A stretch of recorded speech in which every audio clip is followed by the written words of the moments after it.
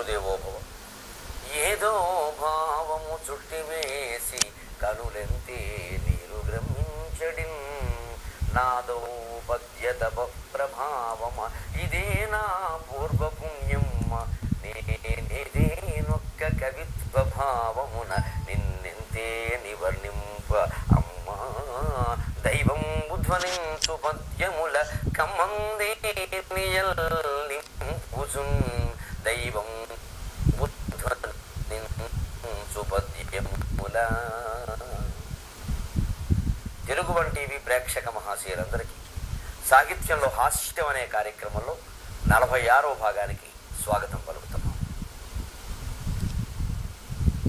తెలుగువారు బాగా ఇష్టంగా తినేటువంటి మరొక అల్పాహార ప్రక్రియ, అల్పాహారపు అంశం మిరపకాయ బజ్జీ.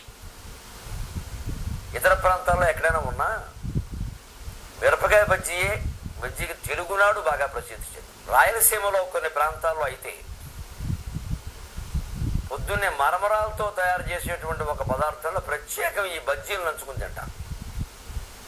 శ్రీ బజ్జీ లేకుండా ఆ పదార్థం తినాలి. ఆ మరమరాలతో తయారు చేసింది ఆ బజ్జీ కలిపి తినడం ఒక పద్ధతి.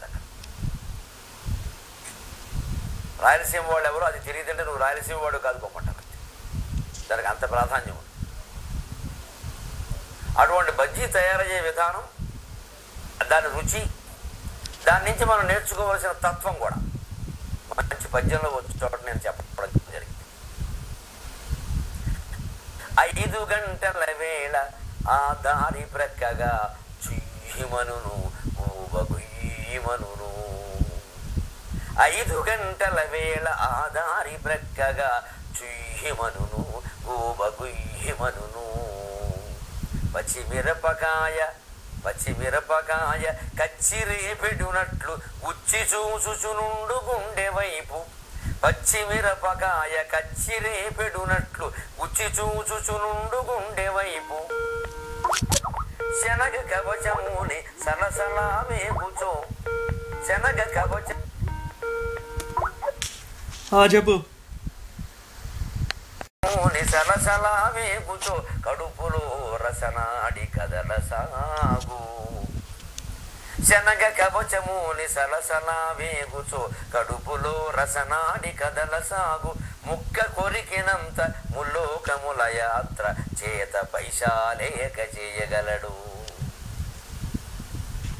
ముక్క కొరికినంత ముల్లోకముల యాత్ర చేత పైశాలేక చేయగలడు. ధనము వెచ్చించి కన్నీళ్లు కొనగజేయు మిరప బజ్జీల రుచిని మరువలేను. ధనము వెచ్చించి కన్నీళ్లు కొనగజేయు మిరప బజ్జీల రుచిని మరువలేను.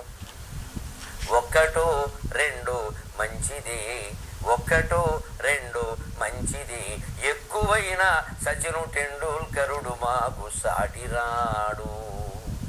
ఒక చమత్కారమైనటువంటి రచన.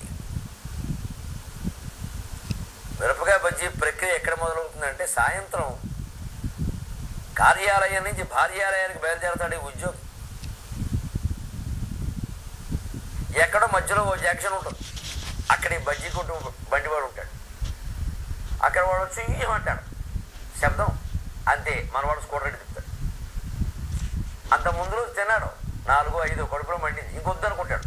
కానీ ఆ చెయ్యమని వెనక ఈ బుడగ తినేద్దాం, రేపు చూసుకుందాంలే, అవసరమైతే ఒక బెడ్ వేసుకుందాం. ఆ రుచి అండి జిహ్వ చాపల్యం అంటారు. దీన్ని మానుకోలేము, ఎంత చెప్పినా వినరు. అందుకని 5 గంటల వేళ ఆ దారి ప్రక్కగా చుయ్యమనుడు గుయ్యమనుడు. దీని దొంపదాగా ఏమి రుచో అనేది ఆ చుయ్యం అనే శబ్దం వినపడగానే ఇది ఖచ్చితంగా మిరపకాయ బజ్జీ వేయించేటప్పుడు వచ్చే శబ్దం అని మన గోపగొడ గుయ్యమంటుంది. అప్పుడే కాలం వచ్చేసింది ఇక్కడికి. మనోభావన అంత గొప్పదండి. ఇందులో తత్వం గుర్తుపెట్టుకో. వస్తువు నీ కళ్ళ ముందు ఉండక్కల్లా, అది నీ నోట్లో పెట్టక్కర్లేదు ఎవడో పట్టుకొచ్చి. ఏం అవసరం లేదు.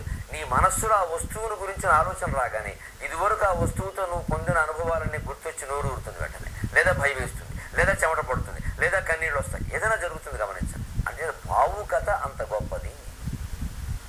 భావుకత ముఖ్యం. వస్తువు ఉండక్కల. కవులు బోర్డు వర్ణనలు చేస్తారు కావ్యాల్లో. అవన్నీ వాళ్ళు చూశారా, వాళ్ళు అనుభవించారా? అసలు ఆ కావ్యంలో ఆ వస్తువు ఉందా? దాని గురించిన భావాలు ఉన్నాయి. మన మనస్సులో ఆ వస్తువు స్ఫురించిందా లేదా? ఇది చేత తత్వాన్ని ఇలా అర్థం చేసుకో. నీకు భావన కలిగితే చాలు, ఆ అనుభూతి కలుగుతూ ఉంటే వస్తువే కావాలని ఎందుకు అనుకుంటావు? నిజంగా ఒక అపురూప సౌందర్య రాశి నీకు అంటబడింది అనుకున్నాం సరదాకి, ఆవిడ వెనకాల నువ్వు పడే కంటే అనవసరంగా నీ ఇంట్లో నువ్వు కూర్చుని నీ ఊహల్లో నీ కళలో నువ్వు తేలవయ్యా, ఎవరు వస్తున్నారయ్యా, ఎవరన్నా అడిగితే రామాయణం గురించి ఆలోచిస్తున్నానని చెప్పు. ఇదో పెద్ద డ్రామాయణం ఏమిటట.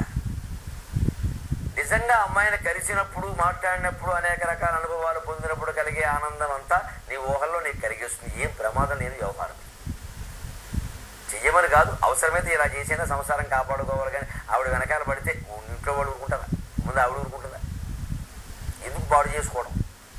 మనోభావన తప్పితే మనకు కలిగే ఆనందం వేరే ఏం లేదని మనిషిని ముట్టుకున్నా అంతే, ఏం చేసినా అంతే.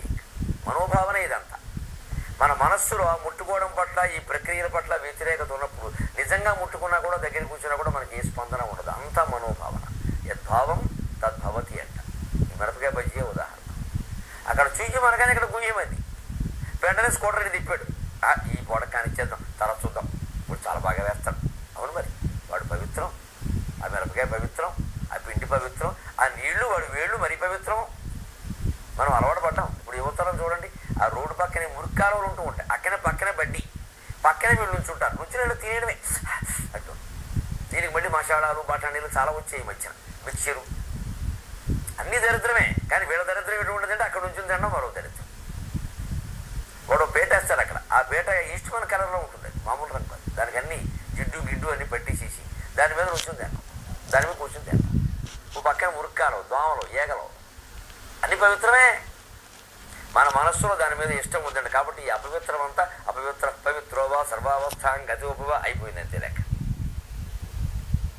అలాగే ఆ మిరపకాయ ఎలా వ్యామోహపరుస్తుందంటే, పచ్చి మిరపకాయ కచ్చి రేపడునట్లు గుచ్చి చూచుచునుండు గుండె వైపు. దీని దుంప దగ్గర పొడుగ్గా ఉంటుంది. బజ్జీ మిరపకాయ వేరండి, మామూలు కూర మిరపకాయలు దాని పనికిరావు. గుంటూరులో ఉండే సన్న మిరపకాయలు పనికిరావు. అక్కడ బజ్జీ మిరపకాయ ఎంత పొడుగుండాలి. పైగా అది ఎక్కువ కారం ఉండకూడదు. దానికో లెక్క, దానికో శాస్త్రం ఉంది. దాన్ని చీల్చాలి, అందులో కాస్తేమో జీలకర్ర పెట్టాలి.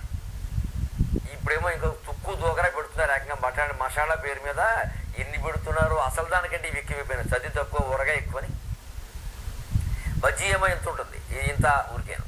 దాని నిండా ఏదో తుక్కు పెట్టడం, అక్కడ టమోటా ముక్కలు అవన్నీ వేసి దాన్ని రుచిపోయింది మొత్తం. ఏం పెట్టకూడదు. మిరపకాయ ఊరికి చీల్చి కొద్దిగా జీలకర్ర పాయలు పెడతారు అంతే. ఇంకా అంతకుమించి ఏం పెట్టకూడదు. ఈ ఉల్లిపాయలు అవన్నీ తుక్కు చేసేయకూడదు. ఒకవేళ ఏ ఉల్లిపాయని పెట్టే ఒక్క పాయ అంతే, ఎక్కువ పెట్టకూడదు. ఎక్కువ పెడితే దాని రుచి లేదు.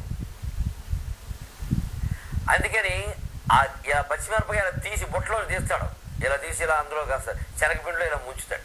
ముంచి ఇలా లేపుతాడు. ఈ తీసినప్పుడు, ఈ ముంచినప్పుడు, ఈ లేపినప్పుడు అది గుండెకేసి గుచ్చి చూస్తుంది. ఏదో మన్మథ బాణం లాగా పడిపోవలసిందే. ఇంకా మన్మధుడికి 5 బాణాలు ఉన్నాయి. అందులో మిరపకాయ బజ్జీ కూడా ఒకటి ఉంటుంది బహుశా. గుచ్చి చూసి నుండి గుండె వైపు, ఆ పైన దాన్ని ఇలా పిండిలోంచి తీసి ఆ నూనెలో వేస్తాడు, మూగుళ్ళు. అది ఇలా గుండ్రంగా ఏదో చిన్నపిల్లలు చూడండి, రేకు పొడవలు నీడలో పెట్టి తిప్పుతూ ఉంటారు, మిషన్ పెట్టి ఆడిస్తూ. అలాగా గిలగలగలగలగలగలగల అలా తిరుగుతూ ఉంటుంది. అలా తిరుగుతూ ఉంటే ఈ చూసేవాడికి కడుపులో రసన అడి కథల సాగు. వీడి కడుపులో రుచికి సంబంధించిన నాడి కూడా ఇలా గరగరగరగరగర తిరుగుతుంది. తిను తిను తిను తిను, తర్వాత ఏమొచ్చినా సరే ముందు లాగించేయి అన్నట్టుగా ఉంటుంది.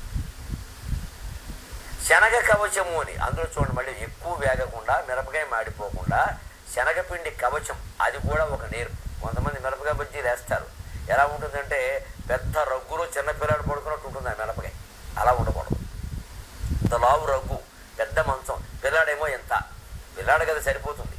మిరపకాయ చుట్టూ శనగపిండి ఎక్కువ ఉండకూడదు.